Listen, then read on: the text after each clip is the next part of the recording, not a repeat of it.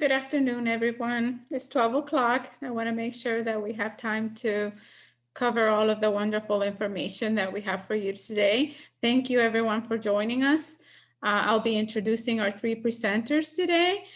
Before I do that, though, I want a brief announcement for those of you who would like to have a live transcript of what's being said. On the bottom of your screen, there's a button next to your share screen button where you can select to have a live transcript. That way you're able to read as people speak. So I'm very happy to introduce our three presenters today. For those of us in the early childhood and infant mental health field, today's topic is one of great importance.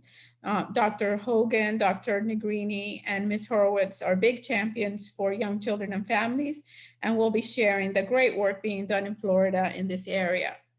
Dr. Hogan is an adjunct faculty member of the Psychology Department and Family Studies Center. Since 2015, she has taught graduate students in psychology and for the Infant and Family Mental Health Certificate Program. She also works with the Family Studies Center's collaborative project with the Florida Office of Early Learning to develop reflective supervision capacity for the state's early learning centers. Previously, she directed the Florida State University's Harris Institute for Infant Mental Health, training from 2002 to 2013, and co-authored the FSU Center for Prevention and Early Intervention Policies Partners for a Healthy Baby curriculum. She has also served as 2015-16 president of the Florida Association for Infant Mental Health and currently serves as the co-leader of the FAME Endorsement Committee. Our second presenter is Dr. Lisa Negrini.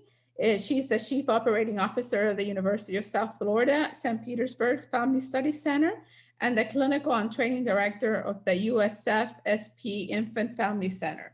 She brings 30 years of experience in children and family mental health, evidence-based interventions, training and professional development, infant mental health, family systems, trauma, and nonprofit leadership to her current role.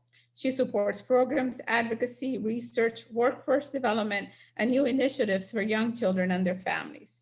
In her role, she supports partnerships and collaborations that disseminate effective strategies and services to meet the needs of young children and their families. Dr. Negrini is a past board member of the Florida Association of Infant Mental Health, where she has supported community and state efforts to address issues affecting infants, toddlers, and young children. And last but not least is Ms. Cindy Horowitz. She's Florida's FAME's endorsement coordinator at the present time. She's responsible for the oversight of FAME's infant mental health endorsement infrastructure.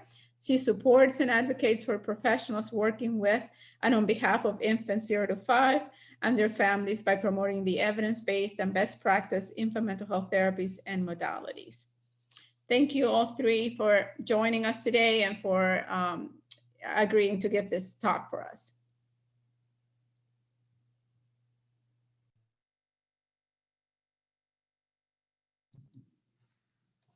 Maite, shall I begin?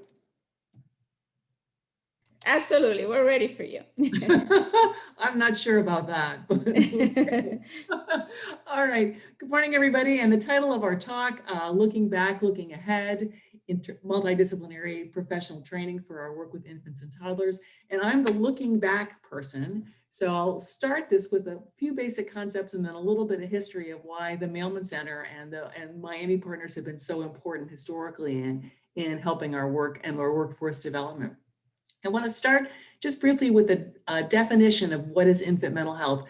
I know many of you are familiar with the definition, but some of you might not be as familiar. So we want to start with these key ideas about infant mental health.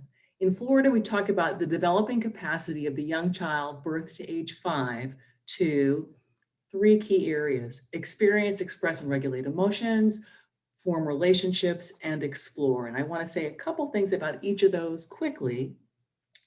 In terms of that first bullet on the issue around emotions, the full range of emotions are what are most adaptive for lifelong adjustment and health. That means all positive emotions, all what we might call negative emotions, all those emotions help us guide us through our entire lives in terms of what we do, how we make sense of the world.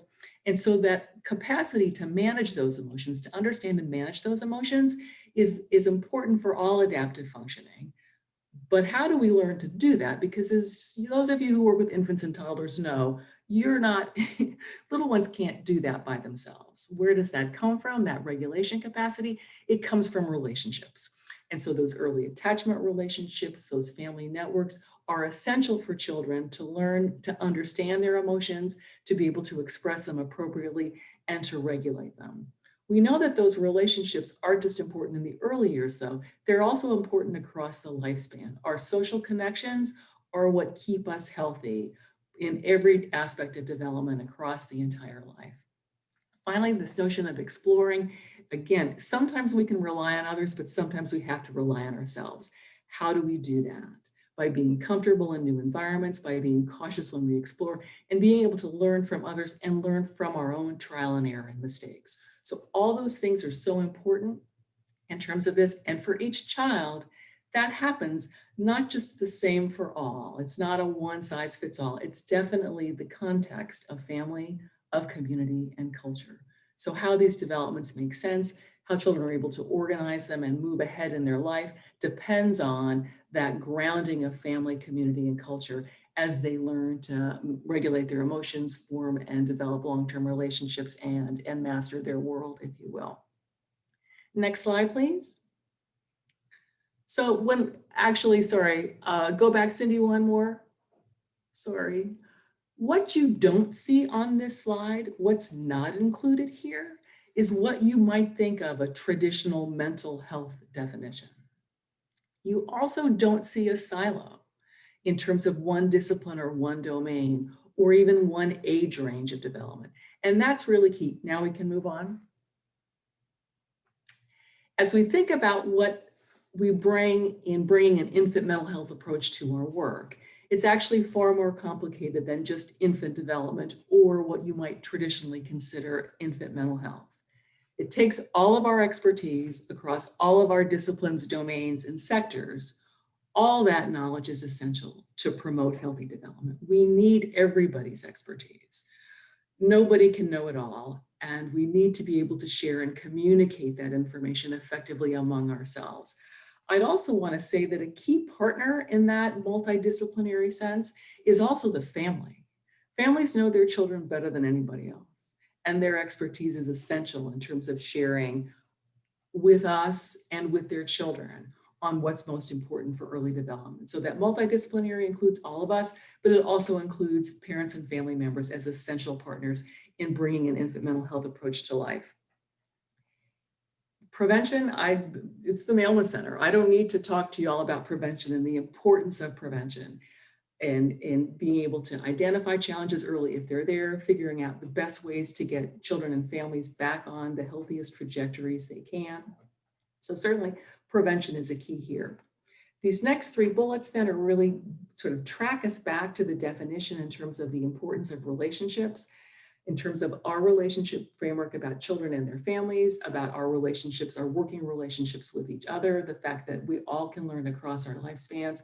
But I would just want to say the key point here that I would summarize is little ones can't survive without relationships, and no one can thrive without good relationships. So all those relationship elements become important in using an infant mental approach. The last two bullets with respect to trauma-informed and diversity, equity, and inclusion, we could talk a lot about those. We're not going to do that today, but a point that I would bring up is when we think about strengths and vulnerabilities, which we often talk about, I want to mention that strengths and vulnerabilities are in the eyes of the beholder. And so we want to think about whose lens are we looking at as we're thinking about strengths or vulnerabilities or talents that we bring. Because our view might not be everyone's view. My view of myself might not be your view of me.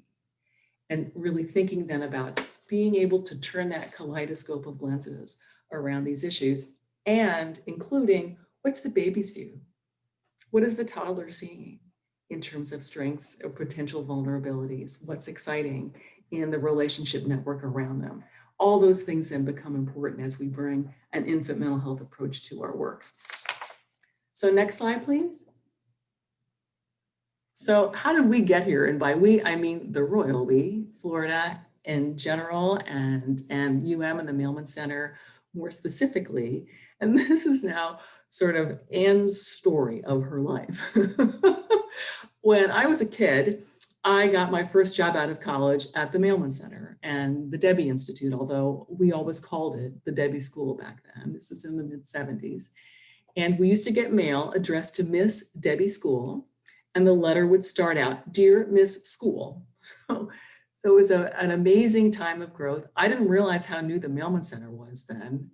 So it was very exciting. But key issues in terms of thinking about where we're going to get in the next couple of minutes is the multidisciplinary perspective and the notion of early identification, prevention, promotion, and intervention were all really part of the active mix. And as I came into the center, honestly, as a very young person, Dr. Stemfel, Dr. Bauer, Keith Scott, the Brickers were there when I got there, and really setting up this notion that, again, it's going to take a village of professionals and perspectives to be able to support young children in those early years. So that was always a key element of the work there. And I was very fortunate in my work there to always be part of, as a student, as a teacher, whatever role I was in, to be part of a sense of team and how powerful teams were as a way to support each other and support families. By the 1980s, I was involved in the Infant Health and Development Program, one of many intervention programs that was going on there. Again, key connectors here were Charlie Bauer, Keith Scott, Mimi Graham was the principal of the Debbie School at that time, and she became a part of the project as well.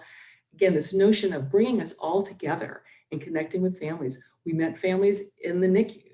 They were part of clinic settings, home visits, early care and education, the child care that we provided, all became a key set of drivers of how we were thinking about little ones. And as Mimi and I were working in the school, we worked directly with a lot of children and families across that time. Really, we're seeing things that we learned later were infant mental health ideas and what we needed to be focused on. The 1990s, the Linda Ray Center was another extension of the intervention work. Again, Keith Scott was there, Lynn Katz came on. One of their interests was in children who've been prenatally exposed to substances. And one of the keys there was, once you're looking at prenatal substance exposure, you're going to be involved with the court system eventually in one way or another. It was what we were learning with those young children.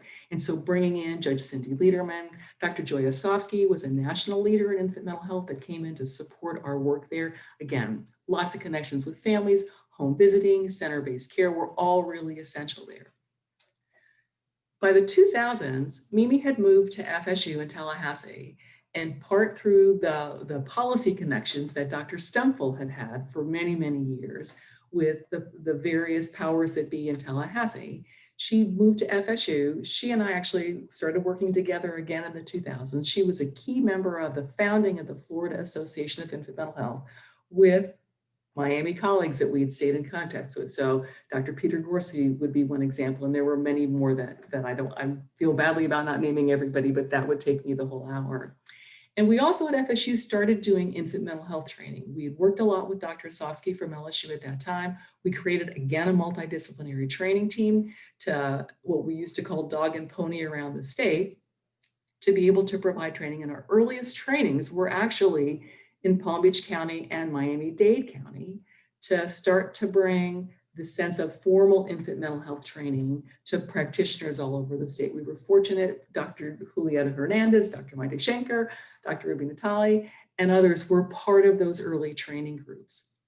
So as we think about the connections across the last decades, there really are lots of ways that we have a lot of expertise in our state that likes to come together and work together on behalf of infants, toddlers, and their families.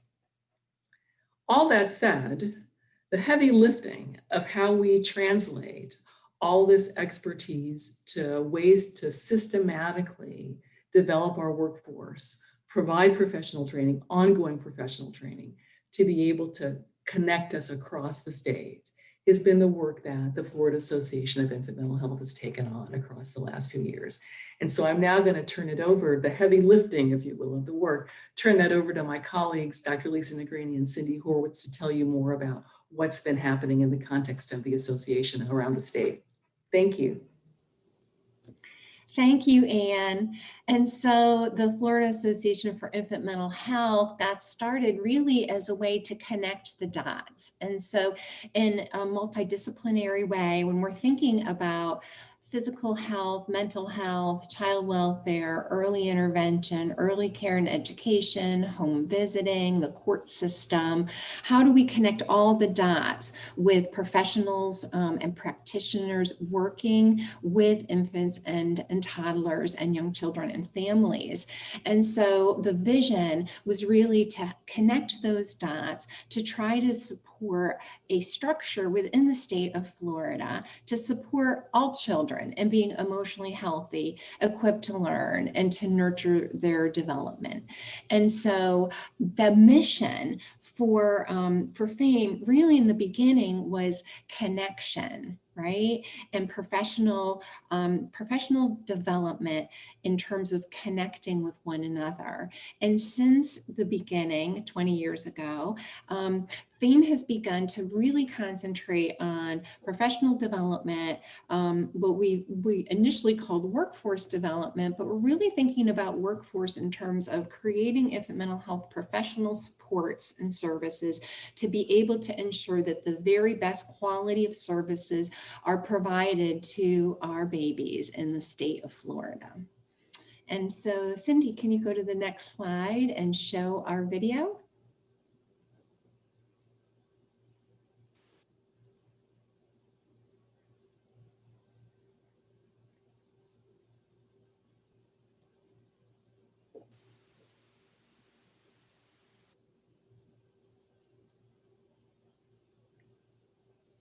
Yes, okay.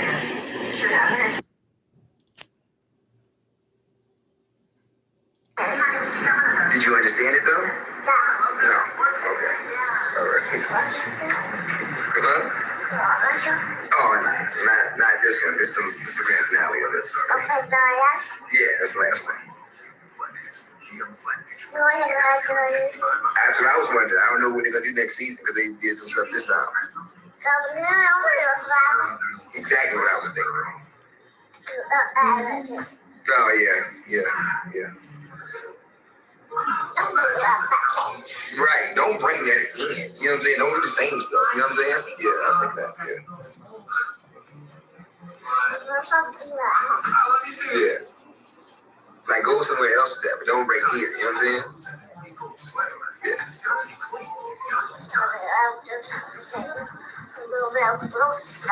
what I said. Then he was like, you know what I'm saying? And I was like, what in the world? But don't do it here. You know what I'm saying? Yeah.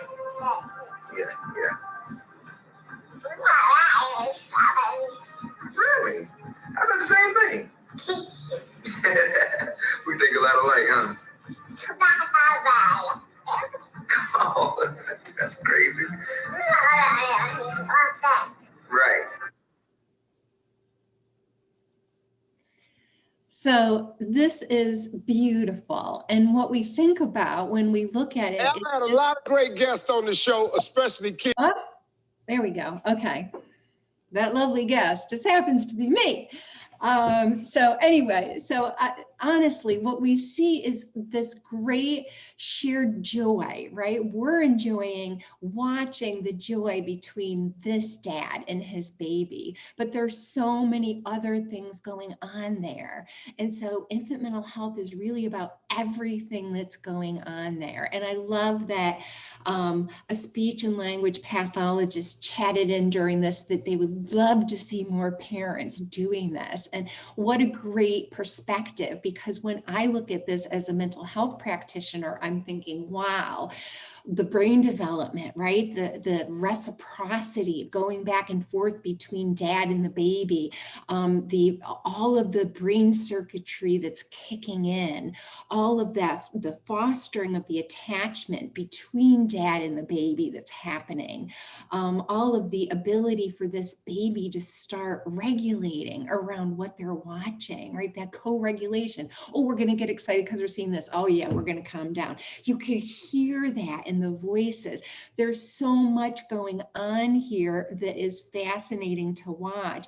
And it really is the relationship between this dad and his baby that is what infant mental health is about and what we're trying to provide for children, because we know that these types of attuned, reciprocal, connected interactions is what stimulates optimal brain development, optimal relationship formation and secure attachments, and the ability to be able to regulate and interact effectively with the world around them. And so we all love this video. How can you not love this video? Because it represents everything that is beautiful about the way that babies learn and grow and love within the context of their families and their relationship and their surroundings. Next, Cindy, please. So Fame was born in the year 2000, and Anne already introduced a few of the people, Will Blackman, who's from the Miami area, and some of the other leaders in the state of Florida who really kind of said, how do we connect all of these folks around making sure that we're talking amongst our different disciplines and the diverse fields that are really connected with children birth to 5, so that we can have a way of promoting quality services and interventions and supports for families and young children. And so the initial idea was, how do we support one another, share resources, develop opportunities to train one another, and then we moved forward to, what does Fame really need to do as a matter of like strategic planning for the future? And so in 2017, we met together and we said, from this point forward, Fame is going to really concentrate on developing the professional workforce to be able to most optimally support quality interventions and practice in infant mental health. And that's when we decided to adopt the infant mental health endorsement and begin a training academy to be able to support the way that we train folks throughout the state across disciplines in infant and early childhood mental health. Next, Cindy.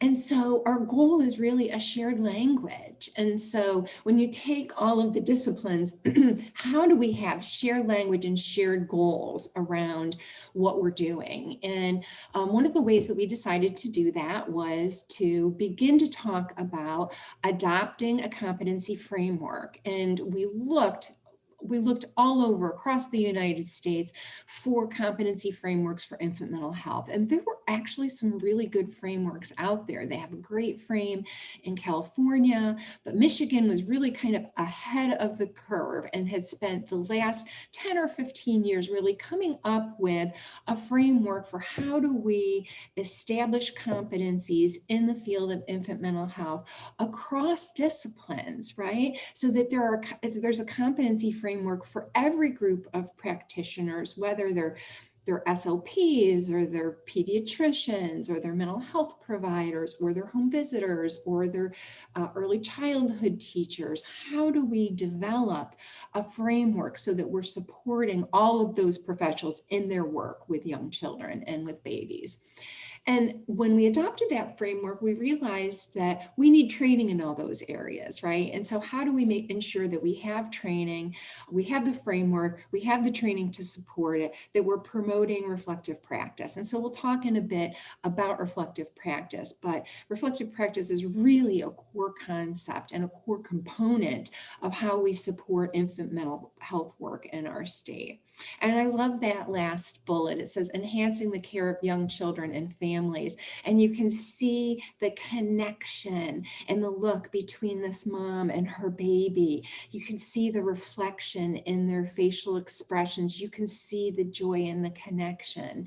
And so it really is what we're going for, is that we're all kind of seeing each other and seeing eye to eye with our families. Cindy, next.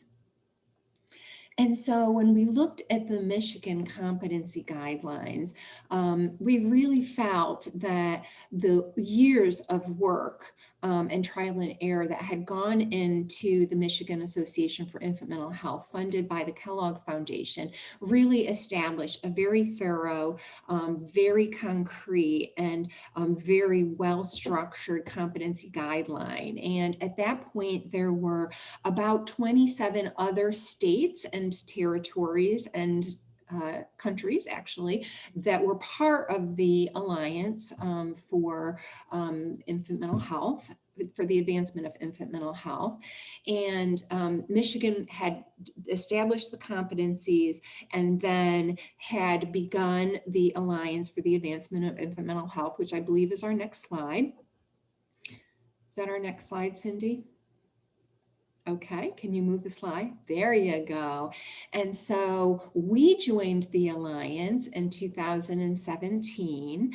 At this point, I believe there are 27 states and countries, and Cindy will correct me if that continues to grow. So every time I say it, it's like, oh, there's one more. Oh, now there's 28. Oh, now there's 29. Maybe there's 32.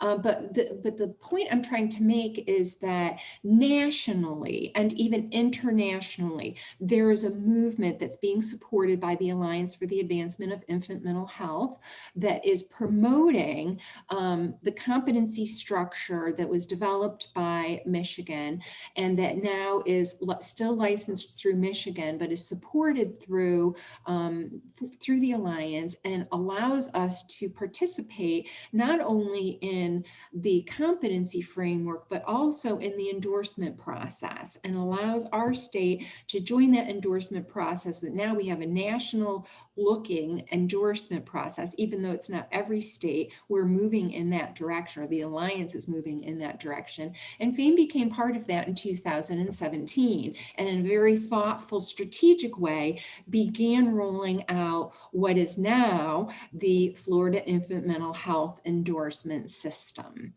And so we are really excited to have the endorsement system here. And I'm going to introduce my colleague, Cindy Horowitz, to talk with us a little bit about what Florida Infant Mental Health Endorsement is. Cindy? Good afternoon, everyone. So when we were looking at implementing our endorsement system, we were really strategic, looking for statewide partners and, multidisciplinary fields. So we were really looking at, our mental health, our early care and education, early interventions, physical health, our child welfare, our Children's Services Council, anyone who's having a touch point or direct services or working on behalf of infants, children, and young families. FAME is really growing. We've got about 14 statewide local chapters, and we're going to continue on and talking about how that affects our endorsement system. So one of the key parts with our endorsement process is really looking at making sure that we're, maintaining our integrity and our values and what was put in place by the Alliance. So part of that was when we were implementing the process, we were really strategic, and we started off with a leadership cohort. And these leadership cohorts will then become our advisor reviewers, our graders, our reflective supervisors across the states to make sure that our services are being properly implemented to our professionals, because that trickles down to our infants, young children, and our families. Right now, we are at the phase where we are starting with our pilot groups who are going through the endorsement process. So I want to let you know we are not open to the public at this time, but we were going for that slow and steady approach. We want to make sure that Thank you so much. Yeah, has been, Uganda. supported. They've got the proper skills, the background, the technique in order to have that recognized. Endorsement is one of the first and the most comprehensive efforts in the country to best identify, practice competencies at multiple levels and across disciplines. You're going to hear me say that a lot, that cross-discipline, that multidisciplinary. Our approach is really to help formally recognize infant mental health as a field across our state, bringing that knowledge. Once we label something, we start to recognize it, right? It also provides credibility for professionals who are engaging in our critical work, supporting our young children's social, emotional, and well-being. It invites that dialogue across, our practices, trainings, evaluation, and professional growth. Now, what is endorsement? Endorsement examines the way of knowing, doing, and being. It verifies that an applicant has a specified level of education. It looks at that in-training service, a lot also now is virtually, and working really to deliver that high quality, that culturally sensitive, relationship-focused service. Everything that we do for infant mental health, going back to, what Dr. Hogan said, is based on relationships. Young ones thrive on relations. They depend on it. And so do us, honestly, in our field. We have to work one another and be able to collaborate.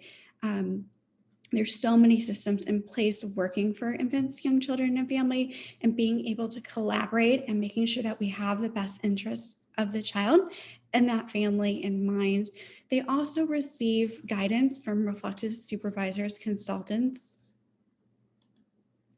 Endorsement, going back to what it takes to have that full package, is we're looking at your work experience, is looking at your education, whether that's for professionals who might have received, a child development certification, or whether that's postdoc, everything in between. There is multiple pathways to honor everyone's professional journey. Reflective supervision is a huge component, that in-service training related to relationship-based practice, and that's based on our competency guidelines. We'll touch upon that in a minute. Applicants are also required to give us 3 references that we can go back to and discuss, what is that work? How do they influence families? And also leadership, once we get more into the leadership pathways as well too. Again, endorsement really is cross-sector, it's multidisciplinary. Florida, we currently have 48 professionals who are endorsed.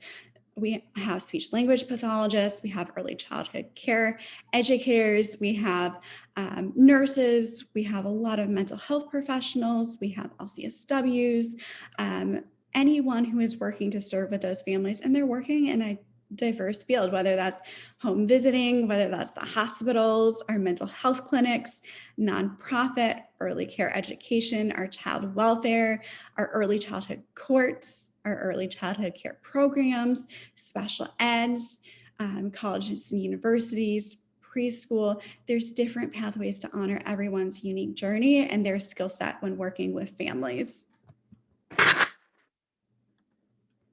Why earn endorsement? Join a growing global community of like-minded professionals, demonstrate achievement of specialization, identify yourself as a competent professional that is committed to best practice and quality, link your professional growth to best practice standards, and it demonstrates a level of expertise to our peers, employers, judges, and the community at large. Most importantly, endorsement benefits our infants, toddlers, and their families. What does endorsement mean to you? We've asked, and we're doing a lot of surveys from our professionals and our leadership. Why did you seek endorsement? What did it bring to you? And we're seeing common themes throughout our professionals. They're saying how it links them to those same high standards, that recognition of expertise, that higher level of commitment. It's high quality infant mental health services, their professional credibility. It's label them as an expert in the field. And it's really something special to accomplish once you put forth your application and you sit for the exam. Lots to be celebrated right there. As I mentioned earlier, endorsement has multiple pathways based on, your expertise and your knowledge and skill set. Our infant family associate, that is that promotional work. So you're going to see a lot more of the early care, education, administrators, case managers. And then we're going to roll more into that prevention and early intervention work, looking at infant family specialists. That's really when we start to see more of the reflective practice take place. And then as we move forward too, you're going to see some more of the infant mental health specialists. That's that treatment, intervention. And then there's also pathways for our infant mental health mentor leadership. So these are faculty researchers, these are our reflective supervisors, these are our policy advocates, our administrators. So again, different pathways for everyone that honors their unique skill set. Now, you heard me talk a lot about competency guidelines. It provides our foundation for that knowledge, that skills, that best practice, that shared standards across discipline. It's our map to know where we're going and where we still need to go. Unless we map out and sit and label about what those skills and where we need to go with our journey, we don't know how to get started. It invites that dialogue too for collaborative practice when we start to label things, acknowledge them. We're speaking the same language. You know, endorsement is very multidisciplinary and everyone in their own fields uses different language, different jargon. But when we come together and we're using that same language, it brings us more richness. It promotes that system of growth, the change, and it lays our foundation for endorsement. Now we're going to talk about reflective supervision consultation. And it's a supervision that goes beyond that clinical experience to include that shared exploration of the parallel process. So really looking at all the relationships and how do they interplay with one another. It gives attention, to all those relationships, including us as practitioners, the parents, and the infant and the toddler, the practitioner and the supervisor, and most importantly, also holding that baby in mind. How is that relationship like for the infant? It's really critical for us to understand how these relationships interface with one another. And most importantly, as Cherie Paul said, it is not possible to work on behalf of human beings, trying to help them without having powerful feelings aroused in ourselves. We simply can't. We really have to acknowledge at all levels of this field that we are in, serving our infants, children, and young families, those emotions that are invoked between us and taking a step back and being able to process, because it does take a lot of work. Endorsement in 2021 and beyond. So right now we're currently working with the Department of Early Learning and our early learning professionals, and we're endorsing about 250 early childhood care professionals across the state. We are also currently endorsing the Miami Jumpstart team. They are in their application process right now. I see a lot of them on the call. And we're recruiting an additional advisor reviewer cohort too, because we're looking towards bringing our endorsement system statewide. So that takes a lot from our volunteers to be able to donate that time and effort. And so really making sure that, we have that expertise to really support and hold all those who are applying for endorsement and really verifying their credentials, their background, and their expertise. It takes a lot to manage that system. And what to do next? Let's get endorsed.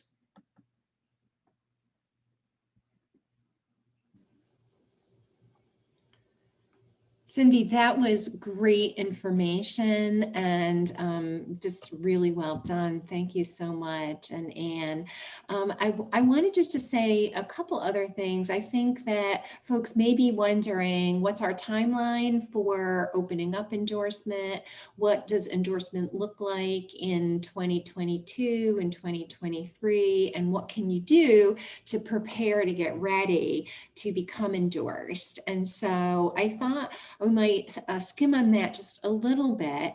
I also have invited folks to ask questions or to comment in the chat. And so if you have a question about infant mental health, about the Florida Association for Infant Mental Health, or how you can get involved, or specifically about endorsement, please feel free to put it in the chat and we'll answer as many questions as we have time for. But I wanted just to kind of say, I'm really excited, we're all really excited about endorsement for our state. state. And I think we're rolling it out. We have the third most populous state in the country. And we are really building capacity now to be able to roll out an open endorsement to the public. And that's why we're doing pilots. That helps us prepare the infrastructure for FAME and throughout the state of volunteers to support this process so that we can get more folks involved. But let me just kind of say that we're anticipating having some opening to the public sometime between 2022 and 2023. And what you can do to be getting ready for that is to visit the FAIMH.org website and drop down under endorsement. You can become a member of FAME, and then you'll have even more additional resources for endorsement available to you. But our current website really offers a great overview of endorsement, the different categories of endorsement, some of the materials that are used to support the endorsement process, gives you some idea of what the educational requirements and CEU or CE requirements are. What kind of knowledge, what kind of skills, what kind of experience, what kind of supervision are necessary for each particular category. And it also gives you a little bit of an overview on reflective supervision, because reflective supervision is a critical component of endorsement and is required to be able to achieve endorsement in categories 2, 3, and 4. And so it's really important that there's lots of ways that you can start preparing now. If you haven't had the opportunity to have good reflective supervision or any reflective supervision, how can you join and participate in seeking reflective supervision? And how can you start to put aside some of the great educational opportunities like today into your resume so that you are beginning to build a portfolio to be ready for endorsement when it becomes open to the public. And so I thought I would just kind of throw that out there and see if Anne and Cindy had some other things that they would like to comment on. One thing I would just add on to that, especially for many members of the audience today, is a lot of you do a lot of training. Mm-hmm. And even if you are not necessarily interested in becoming endorsed yourselves, the idea that you are aware of how you train, what training contents you provide are related to some of these constructs, I think would be helpful for your trainees. And so even if you're not crosswalking for the endorsement for you professionally, being aware of that, being able to share how this fits in with these different perspectives, I think can be really helpful. And that's the other thing that the guidelines can provide you is even if it's not a path for you personally, it may be valuable to your trainees, to the people that you're working with, to be able to be aware of how your expertise, where it sits in this larger framework. So I think that would be a thing to keep in mind. And again, Miami-Dade's a very fortunate area in terms of a lot of local infant mental health experts and a very active chapter. So that's a lot available to y'all in your community. Not every part of the state has as much local expertise as you do. And the other thing is also, there are not time limits on the training. So I would also, as you're thinking about what you're doing, some of you may have had a lot of, for example, the development of attachment relationships training, and it may have been 15 years ago, but a lot of that kinds of experience in terms of your work experience and the training that you've received can be a part of this portfolio process. So I wouldn't want anybody to think, well, but I did my undergrad. I won't tell you how many years ago I did mine, but the idea is that you're really looking at your lifelong training experience and a lot of those factors that develop the perspective that you have. And so I think that would be another thing you don't have to start getting all new training in this framework, but it really does give you a chance to reflect on your knowledge base, where it's come from and how it fits into this larger infant mental health approach and perspective. And even looking at the trainings too, when you start to go through that process, whether the endorsement journey is right for you or not, it really does highlight where are your strengths in our fields, what knowledge and skills that is really unique to you. And then you might also see too, maybe it's been a while since I've had an attachment-based training and there's really great opportunity coming up. Maybe I should sharpen my skills like right around this competency area. So it really does give you that opportunity to make sure that you as a professional are prepared and equipped to provide these services to our family, or, even looking at it as a supervisory level, that your staff is equipped and prepared. What other services do we need within our community to make sure that we really are using evidence-based approaches?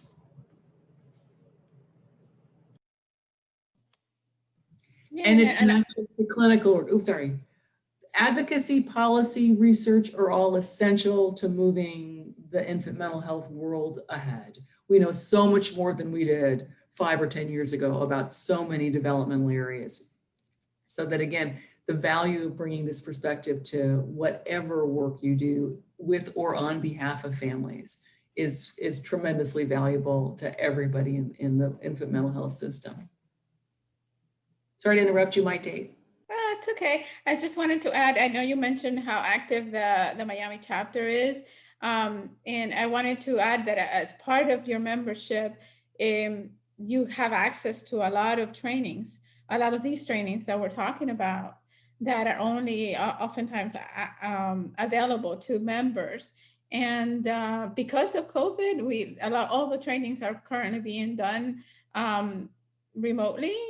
So that's actually been a good thing because it's opened the doors for people from all over the state to be able to join trainings and not have to travel. And so just being on the lookout for future trainings from, the Growing Brain, for example, which is an evidence-based training that was created by 0 to 3, to the disease 0 to 5, to trainings on reflective supervision and collaborative on reflective supervision, et cetera. There's a wide range of, depending on where you are in your journey.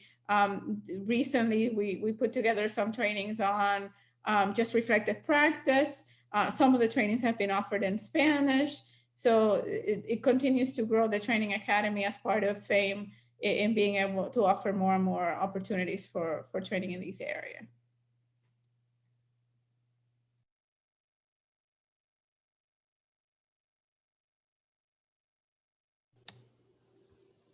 I wonder if some people may be thinking about the cohort that you guys talked about that just was open recently for folks to apply to be part of that leadership and volunteers. But I don't know, maybe you want to mention a little bit of what that means if someone feels that they already have the credentials that would like to apply for something like that.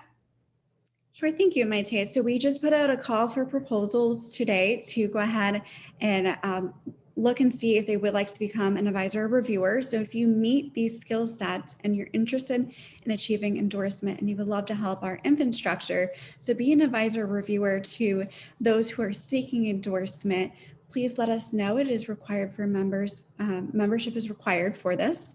But if you go ahead to our website, you'll find some more information, or I'm going to put my email on the chat. Feel free to email me directly. So it's an opportunity for you to seek your own endorsement, but then also take it back and to be able to help those that are going through the endorsement process. So whether that's being an advisor, really looking at how does this competency connect, how are they, describing reflective supervision consultation, maybe what area they should focus on more. And then there's also the reviewers who go through the application and to make sure that the applicants meet all the criteria too. And that role is confidential, so that isn't disclosed, what your role is. But if you would like to support us as we move forward, we'd love to connect. So please get in touch with me.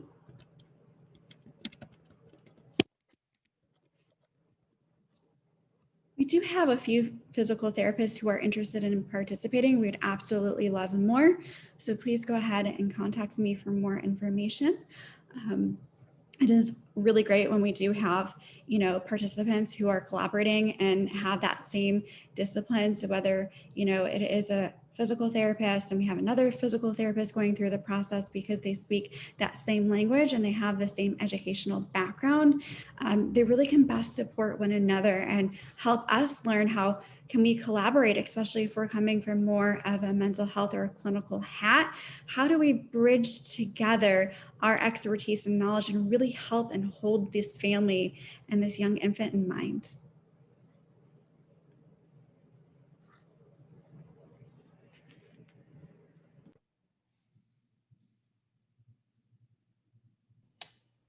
Okay.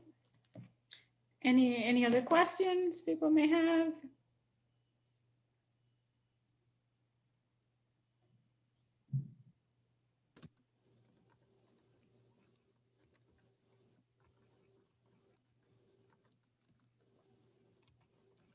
Okay, I wanted to say that I'm at the Melman Center, and if anyone has any questions, they can reach out to me as well. This is an area that I feel very passionate about, and I think is extremely important.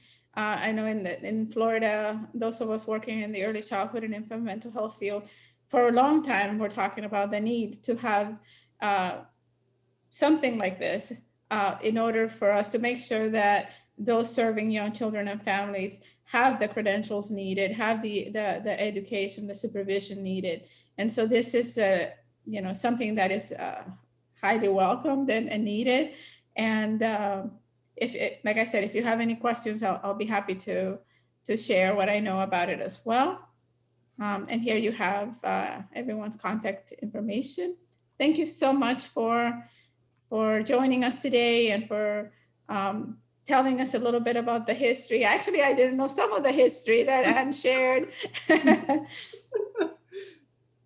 But I know, Anne, you feel at home at Melman, probably. Yes, well, although I've got to say, I'm glad I'm not in the auditorium because then I would be really nervous. So, but yeah, no, it was a foundational part of my life professionally, and I've only grown increasingly grateful for my experiences at that time in that place, and especially with all the amazing people that I've worked with. So that's really the passion stays alive in part because I would want trainees to have the kinds of experiences that I had at Melman, and for me that's my grounding in infant mental health, even though we didn't call it that then, but it definitely was that. And we're 30 years later, and it's still going incredibly strong with the group of faculty we have now. So it's great. It was tremendous to see you today. Oh, Danny, it was great to see. It was so good to see. I'm so glad that you could join us, and it's amazing how strong the foundation and all the amazing things that the center continues to do. It's hard to believe it's been so long, actually, but not when you look at your list of accomplishments. That's right. That's right. Then the time makes perfect sense.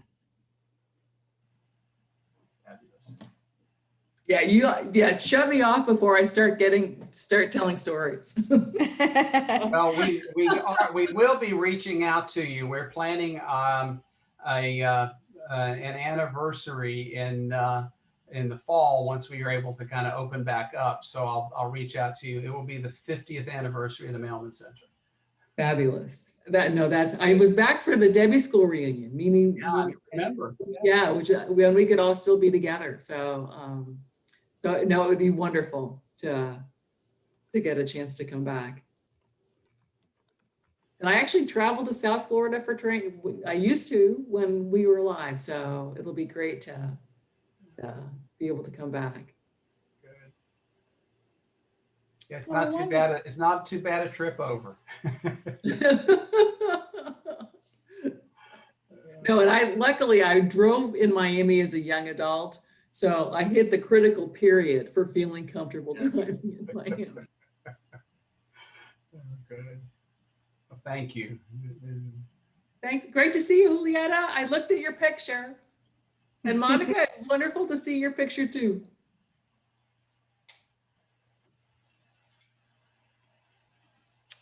All right, well, thank you. Thank you all for joining us, and thank you, Anne and Cindy and Lisa for the wonderful presentation and sharing a lot of the wonderful work that you guys have been doing and a lot of folks have been doing in Florida. Hopefully we have more people joining us in our journey and continue the great work. Absolutely. And Thank you, thanks again, Maite. Maite, for inviting us. We appreciate it. Thank you, everyone.